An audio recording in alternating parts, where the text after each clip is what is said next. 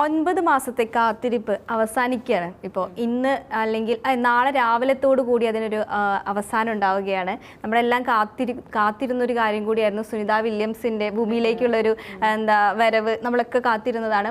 ഇതിനു മുമ്പും പല സാഹചര്യത്തോടു കൂടിയായിരുന്നു അവർ ഇന്ത്യയിലേക്ക് അല്ലെങ്കിൽ നമ്മൾ ഭൂമിയിലേക്ക് വരുന്നു എന്നുള്ളൊരു വാർത്തകൾ നമുക്ക് ഇതിനു മുമ്പേ ഉണ്ടായിരുന്നു. പക്ഷേ പലതരത്തിലുള്ള സാങ്കേതിക പ്രശ്നങ്ങളും അങ്ങനെയുള്ള കുറച്ച് കാര്യങ്ങൾ ഉള്ളത് കൊണ്ട് തന്നെ അതെല്ലാം ആ ഒരു യാത്ര മാറ്റിവെക്കേണ്ട ഒരു സാഹചര്യം ഉണ്ടായിട്ടുണ്ട്. അപ്പോൾ അതിനെല്ലാം ആ ഒരു കാത്തിരിപ്പുകളെല്ലാം അവസാനിച്ച് ഇപ്പോൾ 9 മാസങ്ങൾക്ക് ശേഷം അത് നമ്മളെ സംബന്ധിച്ച് അതൊരു വലിയൊരു വിജയം കൂടിയാണ് അല്ലേ? കാരണം 9 മാസങ്ങളാണ്, 1-2 ദിവസങ്ങളല്ല, 9 മാസങ്ങളാണ് അവർ ബഹിരാകാശത്ത് ചിലവഴിച്ചിരിക്കുന്നത്. മറ്റു തടസ്സങ്ങളൊന്നും ഇല്ലെങ്കിൽ നാളെ രാവിലെ 3:27 രാവിലെ 3:27 ഭൂമിയിൽ എത്തുമെന്നുള്ള രീതിക്കാണ്. ഇന്ന് രാവിലെ 10 മണിയോട് കൂടിയാണ് അവർ അവിടെ നിന്ന് പുറപ്പെട്ടിരിക്കുന്നത്. 17 മണിക്കൂറത്തെ യാത്രയാണ് നിലവിൽ ഭൂമിയിലേക്ക് എത്താനുള്ളൊരു ഇത്. അപ്പോൾ നമ്മുടെ എല്ലാവരുടെയും കാത്തിരിപ്പ് അവസാനിപ്പിച്ചു. ഒരുപാട് വെല്ലുവിളികൾ നേരിട്ട ഒരു സാഹചര്യം കൂടിയായിരുന്നു ഈ ഒരു 9 മാസം എന്ന് പറയുന്നത്. അങ്ങനെ പറയുന്നുണ്ട്, ഇടയ്ക്ക് എപ്പോഴും ഒരു പ്രശ്നം നേരിട്ടതിനെ പറ്റി പറയുന്നുണ്ട് ഈ ഒരു വിഷയത്തിൽ. എന്നിരുന്നാലും എല്ലാവരും ഇത്തരത്തിലുള്ള ഒരു സാഹസികമായിട്ടുള്ള കാര്യങ്ങളൊക്കെ എല്ലാവരും മറ്റൊരു രീതിക്കാണ് കാണുന്നത്. ഇന്നിപ്പം എല്ലാവരും ചർച്ച ചെയ്യുന്ന ഒരു വിഷയം കൂടിയാണ് സുനിത വില്യംസിന്റെ. അപ്പോൾ നമ്മൾ നോക്കുക, നാളെ രാവിലെ ബുധനാഴ്ച വെളുപ്പിന് 3:27 എല്ലാവരും കാതോർത്തും തുറന്നും ഇരിക്കുകയാണ്. കാര്യം ഇവരുടെ ഒരു വരവിന്റെ ആ ഒരു വരവിന് വേണ്ടിയിട്ട്.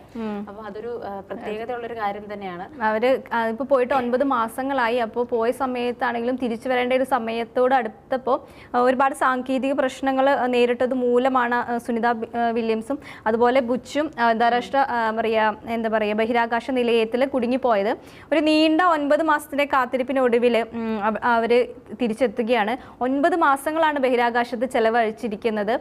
1-2 ദിവസം അല്ല എന്നുള്ളത് നമുക്ക് എല്ലാവർക്കും അറിയാം. കാരണം അത്രയും ദിവസം തന്നെ, അല്ലെങ്കിൽ ഒരു മാസത്തേക്കും ഒരു ആഴ്ചത്തേക്കും ഒക്കെ നമ്മൾ ബഹിരാകാശത്തേക്ക് പോകുന്നതും തിരിച്ചു വരുന്നതും. നമ്മൾ അങ്ങനെ ഒരു യാത്ര പോകുമ്പോൾ അതിന് വേണ്ട എല്ലാ സംവിധാനങ്ങളും അതിനകത്ത് വേണമെന്നുള്ളതാണ്.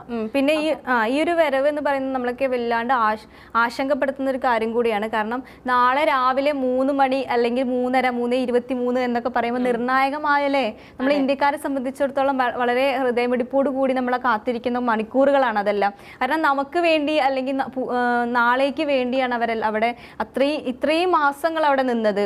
അതൊരു വലിയൊരു കാര്യം തന്നെയാണ്. കാരണം എനിക്ക് തോന്നുന്നു ഇത്രയും മാസങ്ങൾ ആരും അവിടെ ചെലവഴിച്ചിട്ടില്ല അല്ലെ? മാസങ്ങൾ ചെലവഴിക്കാൻ മാത്രമല്ല, അപ്പൊ ഇതിന് പിന്നിൽ തന്നെ ഒരു വലിയൊരു ടീം ഉണ്ടാവും. കാര്യം ഇവർക്ക് വേണ്ട എല്ലാ സംവിധാനങ്ങളും ഇപ്പൊ ബഹിരാകാശത്ത് എന്ന് പറഞ്ഞാൽ നമ്മളിപ്പോ ഭൂമിയിൽ നിന്ന് ശ്വാസം വലിക്കുന്നത് പോലെ അങ്ങനെ ഒന്നും പറ്റില്ലല്ലോ.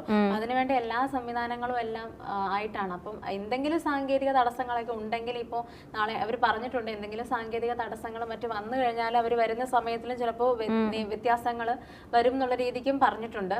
എന്നിരുന്നാലും അതിന്റെ ആ ദൗത്യം പൂർത്തിയാക്കാൻ പോകുന്നതിന്റെ ഒരു സന്തോഷത്തിലാണ് എല്ലാവരും ഇങ്ങനെ ആ ഒരു ഇതിലാണ് ഇപ്പോൾ, ആ ഒരു ത്രില്ലിലാണ് ഇപ്പോൾ ഇരിക്കുന്നത്. SpaceX Crew 9 ആണ് ഈ ഒരു ദൗത്യം ഏറ്റെടുത്തിരിക്കുന്നത്.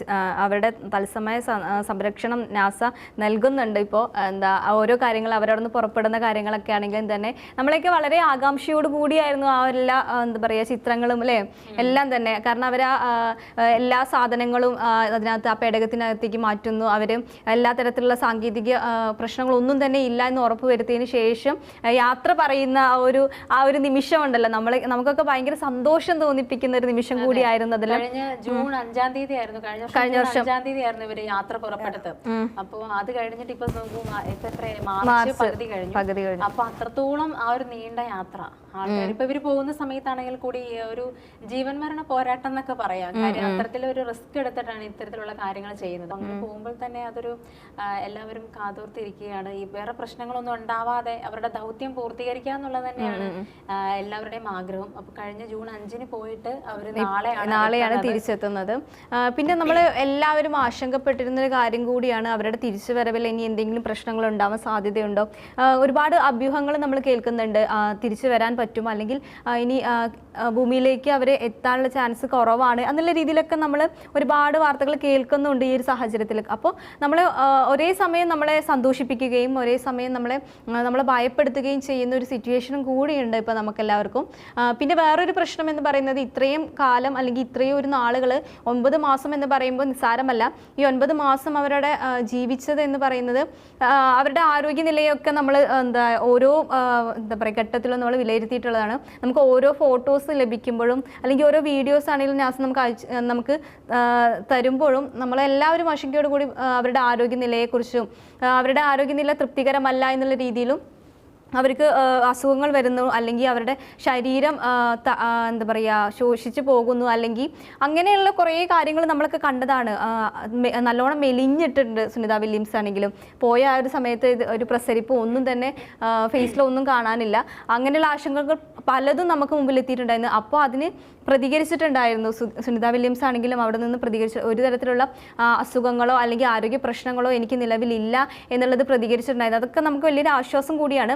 ഇനി വരുന്നത് എന്ന് പറഞ്ഞാൽ അവർ ലാൻഡ് ചെയ്ത് കഴിഞ്ഞാൽ നമുക്ക് എല്ലാവർക്കും സമാധാനം കൂടിയാണ്. പക്ഷേ അതിനുശേഷമുള്ള ഒരു വെല്ലുവിളി എന്ന് പറയുന്നത് ആരോഗ്യ പ്രശ്നങ്ങൾ, നിരവധി ആരോഗ്യ പ്രശ്നങ്ങൾ അവർ നേരിടേണ്ടി വരും. കാരണം അവിടെ എന്ന് പറഞ്ഞാൽ നമ്മൾ സാധാരണ ഭൂമിയിൽ ഉള്ളത് പോലെ അല്ലല്ലോ, നടക്കാനും. ഇപ്പൊ ഈ 9 മാസത്തെ ആണെങ്കിലും ഭയങ്കര വ്യത്യാസമുണ്ടാവും.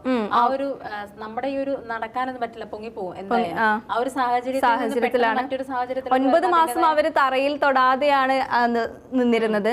അങ്ങനത്തെ ഒരു പ്രശ്നമുണ്ട്. പിന്നെ ഉറക്കത്തിന്റെ ഒരു പ്രശ്നം വരും. ഉറങ്ങാൻ ഭയങ്കര ബുദ്ധിമുട്ടായിരിക്കും ഈ നമ്മൾ ഇന്ത്യയിലേക്ക് എത്തിക്കഴിഞ്ഞാൽ. പിന്നെ ശാരീരികമായിട്ടുള്ള ബുദ്ധിമുട്ടുകൾ എന്ന് പറഞ്ഞാൽ കാലുകളുടെ ബലക്ഷയം, അതൊരു മെയിൻ ആയിട്ടുള്ള വേറൊരു കാര്യമാണ്. നടക്കാൻ ബുദ്ധിമുട്ടായിരിക്കും.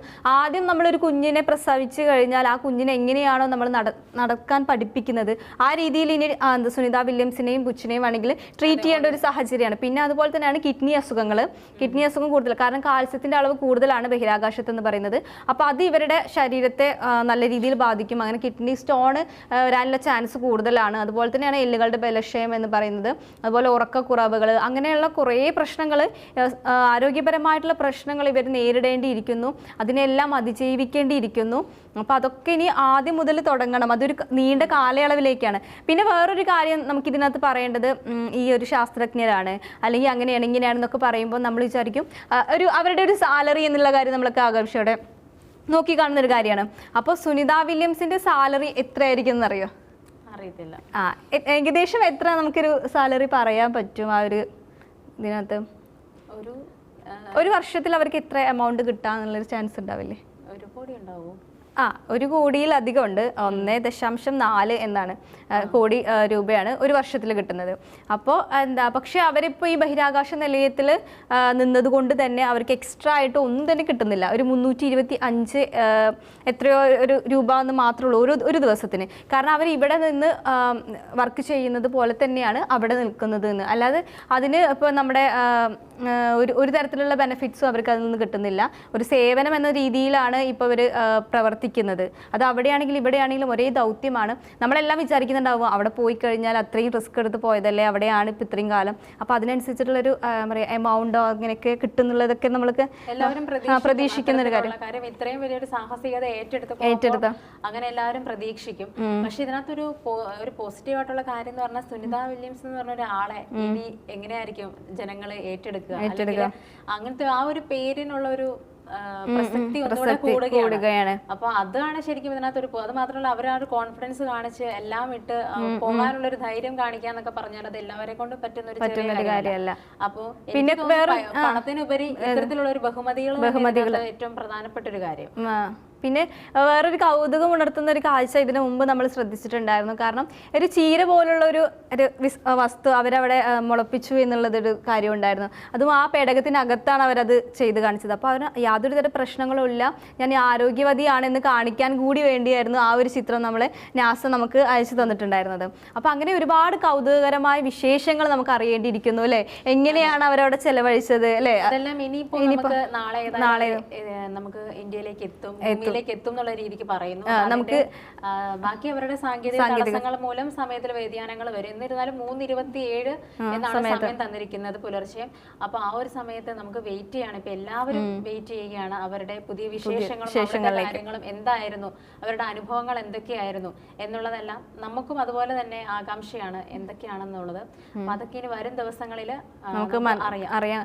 എന്തായാലും നല്ല രീതിയിൽ ഒരു തരത്തിലുള്ള പ്രശ്നങ്ങളുമില്ല, സാങ്കേതിക പ്രശ്നങ്ങളൊന്നും തന്നെ ഇല്ലാതെ ഇല്ലാതെ നല്ല രീതിയിൽ രണ്ടുപേരും സേഫായിട്ട്, അതുപോലെ തന്നെ അവരെ ഈ ഒരു ഭൂമിയിലേക്ക് കൊണ്ടുവരുന്ന മറ്റ് ടീം അംഗങ്ങളാണെങ്കിലും നല്ല രീതിയിൽ സേഫായിട്ട് തന്നെ ഭൂമിയിലേക്ക് ലാൻഡ് ചെയ്യട്ടെ. നാളെ നല്ലൊരു ദിവസമായിരിക്കട്ടെ, നല്ലൊരു വാർത്തയായിരിക്കട്ടെ നമുക്കൊക്കെ ലഭിക്കുന്നത് അല്ലേ, നാളെ നേരം വെളുക്കുമ്പോൾ. അങ്ങനെ തന്നെ നമുക്ക് പ്രതീക്ഷിക്കാം. പ്രതീക്ഷയോടുകൂടി നമുക്ക് ഇനി നാളെ എന്താവുമെന്ന് കാത്തിരിക്കാം.